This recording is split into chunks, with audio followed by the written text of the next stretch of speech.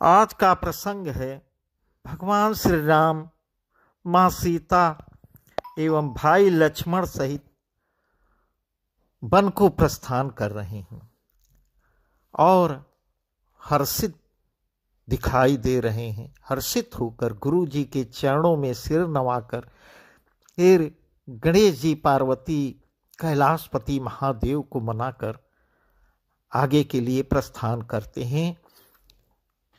इसके आगे का प्रसंग हम आपको सुना रहे हैं। एहि विधि राम सबहि समझावा, गुरुपद पदुम हरषि सिरुनावा। गणपति गौरी गिरी सुमनाई, चले अशेष पाई रघुराई। राम चलत अति भयउ विषादु, सुनि न जाय पुर आरतु नादु। कुशकन लंकयवध अति शोक, हरस विषाद विवश सुरलोक। गई मूर्छा तब भूपति जागे, बोली सुमंत्र कहन यस लागे। राम चले बन प्राण न जाहि, केहि सुख लागे रहत तनु माहि। एहि ते कवन व्यथा बलवाना, जो दुख पाए तजहि तनु प्राणा। पुन धरि धीर कहे नर नाहो, लय रथु संग सखा तुम जाओ। इस प्रकार भगवान श्री राम सब अयोध्यावासियों को समझाकर गणेश जी, पार्वती जी, कैलाशपति महादेव को मनाकर तथा बड़े बुजुर्गों का आशीर्वाद लेकर आगे बढ़ रहे हैं। श्री राम जी के चलते ही बड़ा भारी विषाद हो गया। नगर का आर्तनाद, हाहाकार सुना नहीं जाता। लंका में बुरे कुशगुन होने लगे। अयोध्या में अत्यंत शोक छा गया और देवलोक में सब हर्ष और विषाद दोनों के बस में हो गए। हर्ष इस बात का था कि अब राक्षसों का नाश होगा और विषाद अयोध्यावासी इस बात का था, अयोध्यावासियों के शोक का कारण था। अब राजा दशरथ की मूर्छा दूर हुई। तब राजा जागते हैं और सुमंत्र को बुलाकर ऐसी बात कहते हैं, श्री राम वन को चले गए पर मेरे प्राण नहीं जा रहे हैं। न जाने ये किस सुख के लिए शरीर में टिक रही हैं। इससे अधिक बलवती और कौन सी व्यथा होगी, जिस दुख को पाकर प्राण शरीर को छोड़ेंगे। फिर धीरज धरकर राजा ने कहा, हे सखा, तुम रथ लेकर श्री राम के साथ जाओ। सुठ सुकुमार कुमार दो, जनक सुता सुकुमार। रथ चढ़ाई दिखराई बनु, फिर गए दिन चार। हे सखा, अत्यंत सुकुमार दोनों कुमारों को और सुकुमारी जानकी को रथ में चढ़ाकर वन दिखलाकर 4 दिन में लौट आना। इस प्रकार दशरथ जी सुमंत को समझा रहे हैं। जो नहीं फिरई धीर दो भाई, सत्य संद दृढ़ व्रत रघुराई। तो तुम विनय करहु कर जोरी, फेरिए प्रभु मिथिलेश किशोरी।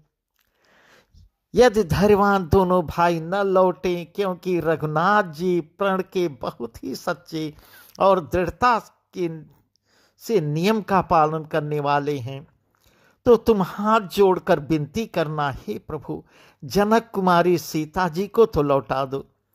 जब से कानन देख डराई, कहूँ मोरे सिखियो स्वरूपाई।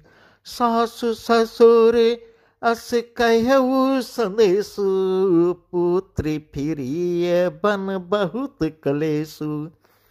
पितुगृह कबहू कबहु ससुरारी रहूं जहाँ रुचि होई तुम्हारी। यही विधि करे हो उपाय कदम्बा, फिरइत प्राण होए प्राण अवलंबा। नाहित मोर मरनु परिणामा, कछुन बसाए भये विधि बामा। अस कही मुरछी परामहिराऊ, राम लखन से आनी दिखाऊ। इस प्रकार जब वो लोग न लौटे, जनक कुमारी सीता जी को तो लौटा दे। जब सीता जी वन को देखकर डरे, तब मौका पाकर मेरी यह सीख उनसे कहना कि तुम्हारे सास और ससुर ने ऐसा संदेश कहा है। हे पुत्री, तुम लौट चलो, वन में बहुत क्लेश होगा। कभी पिता के घर, कभी ससुराल, जहां तुम्हारी इच्छा हो वहीं रहना। इस प्रकार उनको समझाना। इस प्रकार तुम बहुत से उपाय करना। यदि सीता जी लौट आई तो मेरे प्राणों को सहारा मिल जाएगा, नहीं तो अंत में मेरा मरण ही होगा। विधाता के विपरीत होने पर कुछ बस नहीं चलता। हाँ राम, हाँ लक्ष्मण, और सीता को लाकर दिखाओ। ऐसा कहकर राजा फिर मूर्छित हो जा रहे, पृथ्वी पर गिर पड़ते हैं। पाई रजाय सुनाई सुरु, रथ अति बेग बनाय। गए जहां बाहिर नगर, सी सहित दो भाई। सुमंत्र जी राजा की आज्ञा पाकर सिर नवाकर और बहुत जल्दी रथ जुड़वाकर वहां गए जहां नगर के बाहर सीता जी सहित दोनों भाई खड़े थे। तब सुमंत्र निप बचन सुनाए, कर बिनती रथ राम चढ़ाए। चढ़ी रथ से सहित दो भाई, चले हृदय अवधहि सिरुनाई। तब वहां पहुंचकर सुमंत्र ने राजा के वचन श्री रामचंद्र जी को सुनाए और विनती करके उनको रथ पर चढ़ाया। सीता जी सहित दोनों भाई रथ पर चढ़कर हृदय में अयोध्या को सिर नवाकर आगे की तरफ बढ़ते हैं। चलतु राम लखी अवधय नाथा, बिकल लग सब लागे साथा। कृपा सिंधु बहुविधि समझावई, फिरई प्रेम बस पुनि फिरियावई। लागती अवध भयावनी भारी, मानहु काल राति अंधियारी। घर जंतु समपुर नर नारी, दर्पण ये कहीं एक निहारी। घर मसान परिजन जनु भूता, सुत हित मीत मनहु जमदूता। दागन बिटप बोली बेली कुम्हिलाई, सरित सरोवर देखी न जाहीं। श्री रामचंद्र जी को जाते हुए और अयोध्या को अनाथ होते हुए देखकर सब लोग व्याकुल होकर उनके साथ चल देते हैं। कृपा के समुद्र श्री राम जी चंद्र जी उन्हें बहुत तरह से समझाते हैं, तो भी वे लोग अयोध्या की ओर नहीं लौट रहे हैं। परंतु प्रेम बस वो लोग उनके पीछे पीछे चलते रहते हैं। अयोध्यापुरी बड़ी डरावनी लग रही है, मानो अंधकारमयी काल रात्रि ही आ गई हो। नगर के नर नारी भयानक जंतुओं के समान एक दूसरे को देखकर डर रहे हैं। घर श्मशान की तरह कुटुंबी, भूत प्रेत और पुत्र, हितैषी और मित्र मानो यमराज के दूत दिखाई दे रहे हैं। बगीचों में वृक्ष और बेले कुम्हला रहे हैं। नदी और तालाब ऐसे भयानक लगने लगे कि उनकी ओर देखा भी नहीं जा रहा है। है गए कोटिन के मृग, पुर पशु चातक मोर। पिकरथांग सुख सारी का सार सहस चकोर। करोड़ों घोड़े हाथी, खेलने के लिए पाले हुए हिरन, नगर की गाय बैल बकरी आदि पशु पपीहे मोर कोयल चकवे तोते मैना सारस हंस और चकोर सब। राम वियोग बिकल सब ठाढ़े, जहाँ तहाँ मनहु चेत्र लिखी खौड़े। नगर सफल बन गहवर भारी, खग मृग विपुल सकल नर नारी। विधि कई कई किरातिन कीन्ही, जेहि दव दुसह दसहु दिस दीन्ही। सही न सके रघुवर विरहागे, चले लग सब व्याकुल भागे। सबहि विचारु केन मन माही, राम लखन से बिनु सुख नाही। जहाँ राम तह सब ये समाजो, बिनु अधि रघुबीर अवध नहीं काजू। इस प्रकार से सब लोग कह रहे हैं। श्री रामचंद्र जी के वियोग में सभी व्याकुल हो गए, जहां तहां ऐसे चुपचाप स्थिर होकर खड़े हो गए, मानो तस्वीरों में लिखकर बनाए हुए हैं। इस प्रकार से मौन खड़े हैं जैसे कोई तस्वीर खड़ी हो। नगर मानो फलों से परिपूर्ण बड़ा भारी सघन वन हो गया। नगर निवासी सब स्त्री पुरुष, बहुत से पशु पक्षी अर्थात अवधपुरी, अर्थ धर्म काम मोक्ष चारों फलों को देने वाली नगरी थी, और सब स्त्री पुरुष सुख से उन फलों को प्राप्त करते थे। विधाता ने कैकेयी को भिलनी बनाया, जिसने दसों दिशाओं की दुसह दावाग्न भयानक आग लगा दिया है।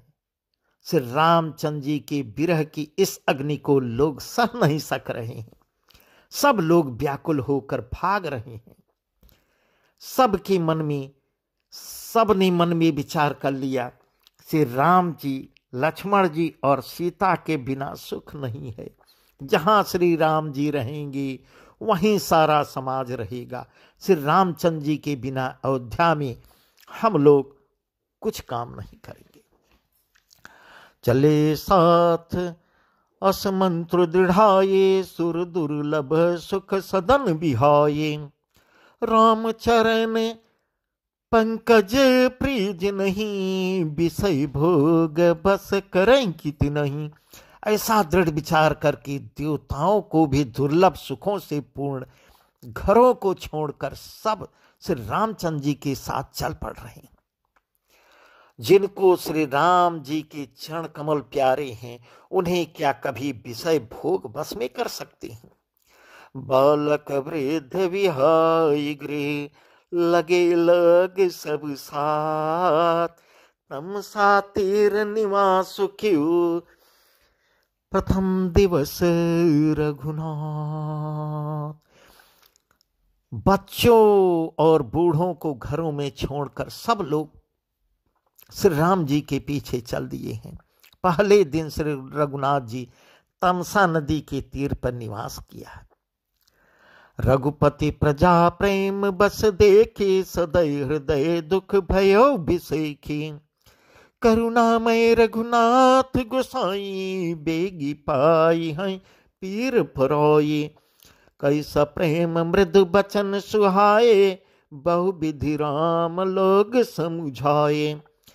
किए धर्म उपदेश घनेरे, लोग प्रेम बस फिरहि न फेरे। लोग लौटाने पर लौट भी नहीं रहे हैं। प्रजा को प्रेम बस देकर श्री रघुनाथ जी की दयालु हृदय बहुत दुखी हो रहा है। प्रभु श्री रघुनाथ जी करुणामय हैं, पराई पीड़ा को तुरंत पा जाते हैं। दूसरों के दुख को वे तुरंत देखकर स्वयं दुखित हो जाते हैं। प्रेम युक्त कोमल और सुंदर वचन कहकर श्री राम जी ने बहुत प्रकार से लोगों को समझाया और बहुत तेरे धर्म संबंधी उपदेश दिए, परंतु प्रेम बस लोग लौटाए नहीं लौट रहे हैं। सेल सनेहु छाड़ी नहीं जाए, असमंजस बस भैर घुराई। लोग सोग श्रम बस गए सोई, कछुक देव माया मति मोई। जब जाम जुग जामिनी बीती, राम सचिव सन कहु सप्रीति। खोज मारे रतुहा कहूँ ताता, यान उपाय बनी ही नहीं बाता। प्रेम युक्त कोमल और सुंदर वचन कहकर बहुत लौटाने की कोशिश कर रहे हैं, कोई नहीं लौट रहा है। शील और स्नेह छोड़ा नहीं जा रहा है। श्री रघुनाथ जी बहुत बड़े असमंजस में पड़ गए हैं, अधीन हो गए, दुविधा में इतना पड़ गए, शोक और परिश्रम थकावट के मारे लोग सो गए और कुछ देवताओं की माया से भी सो गए। उनकी बुद्धि मोहित हो गई। जब दोपहर रात बीत गई तब श्री रामचंद्र जी प्रेम पूर्वक मंत्री सुमंत्र को से कहा, हे तात, रथ की खोज मारकर अर्थात पहियों के चिन्हों से दिशा का पता न चले, इस प्रकार रथ को हाँकिए और किसी उपाय से बात नहीं बनने वाली है। इस प्रकार अयोध्यावासियों को धोखे में डाल के प्रभु आगे को बढ़ रहे हैं। राम लखन से जान चढ़ी, शंभु चरण सिरुनाय। सचिव चलायउ तुरत रथु, इत उत खोज दुराय। शंकर जी के चरणों में सिर नवाकर श्री राम जी, लक्ष्मण जी और सीता जी रथ पर सवार हो गए। मंत्री जी ने तुरंत ही रथ को इधर उधर खोज छिपाकर चला दिया। जाके सकल लोग भय भोरु, गे रघुनाथ भयउ अति सोरु। रथ करे खोज कतहु नहीं पावई, राम राम कहीं चहु दिसि धावई। नौ बार निधि बोड़ जहाजो, भयउ बिकल बड़ बनिक समाजो। एक ही एक देहि उपदेशु, तजै राम हम जानि कलेसु। अंदहि आप सराहि मीना, धिग जीवन रघुबीर बिहीना। जो पै प्रे वियोग विधि कीन्हा, तो कस मरनुनया मागे दीना। वे लोग अपनी ही निंदा कर रहे हैं, अपने में ही अपने की निंदा कर रहे हैं, मछलियों की सराहना कर रहे हैं। कहते हैं श्री रामचंद्र जी के बिना हमारे जीवन को धिक्कार है। सब कोई एक साथ सो गए। विधाता ने यदि प्यारे का वियोग ही रचा तो फिर उसने मांगने पर मृत्यु क्यों नहीं दी। इस प्रकार बहुत से प्रलाप करते हुए संताप से भरे हुए अयोध्या में आए। उन लोगों के विषय वियोग की दशा का वर्णन नहीं किया जा सकता। 14 साल की अवधि की आशा से वे प्राणों को रख रहे हैं। राम दर सहित नीम व्रत, लगे करन नर नार। मनहु कोक कोकी, कमल दीन विहीन तमार। सभी स्त्री पुरुष श्री रामचंद्र जी के दर्शन के लिए नियम और व्रत करने लगे और ऐसे दुखी हो गए जैसे चकवा चकवी और कमल सूर्य के बिना दीन हो जाता है। सीता सचिव सहित दो भाई, श्रृंगबेरपुर पहुँचे जाई। उतरे राम देव सरि देखी, कीन दंडवत हर सुबिसेखी। अब सीता जी और लक्ष्मण सहित मंत्री सहित दोनों भाई सिंगबेरपुर पहुंच गए। वहां गंगा जी को देखकर श्री रामचंद्र जी रथ से उतर पड़े और बड़े हर्ष के साथ उन्हें दंडवत प्रणाम किया। लखन सचिव से किए प्रणामा, सब सहित सुख पायो रामा। गंग सकल मुद मंगल मूला, सब सुख करनी हरनी सब सूला। कही कही कोटिक कथा प्रसंगा, राम बिलो कहीं गंग तरंगा। सची वही अनुजहि प्रिय ही सुनाई, विबुध नदी महिमा यदि कोई। लक्ष्मण जी, सुमंत्र जी और सीता जी ने भी गंगा जी को प्रणाम किया। सबके साथ श्री रामचंद्र जी सुख पाए। गंगा जी समस्त आनंद मंगलों की मूल हैं। वे सब सुखों को करने वाली और सबकी पीड़ाओं को हरने वाली हैं। अनेक कथा प्रसंग कहते हुए श्री राम जी गंगा की तरंगों को देख रहे हैं। उन्होंने मंत्री को, छोटे भाई लक्ष्मण को और सीता जी को देव नदी गंगा जी की बड़ी महिमा सुनाई। मज्जन कीन पंथ श्रम गयो, सुच जल पियत मुदित मन भयो। मिरत जाहि मिटहि श्रम भारू, तेहि श्रम यह लौकिक व्यवहार।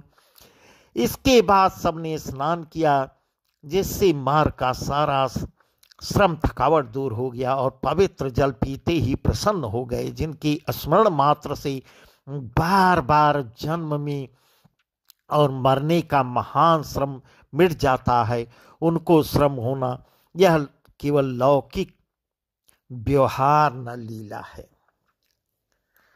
शोद्ध सच्चिदानंदमय कंद भानुकुल के, चरित करत नर अनुहरत संसृत सागर से। शुद्ध प्रकृति जन्य त्रिगुणों से रहित मायातीत दिव्य मंगल विग्रह सच्चिदानंद कंद स्वरूप सूर्य कुल के ध्वजारूप भगवान श्री राम जी मनुष्यों के सदृश ऐसे चरित्र कर रहे हैं जो संसार रूपी समुद्र के पार उतरने के लिए पुल के समान है। सियावर रामचंद्र की जय। यह सुधि गो निषाद जब पाए, मुदित लिए प्रे बंधु बुलाए। लिए फल फूल भेंट भरी भारा, मिलन चले ही हर्ष पारा। करी दंडवत भेंट धरी आगे, प्रभु बिलो कथयति अनुरागे। सहज स्नेह विवश रघुराई, पूछी कुशल निकट बैठाई। नाथ कुशल पद पंकज देखे, भयउ भाग भाजन जन लेखे।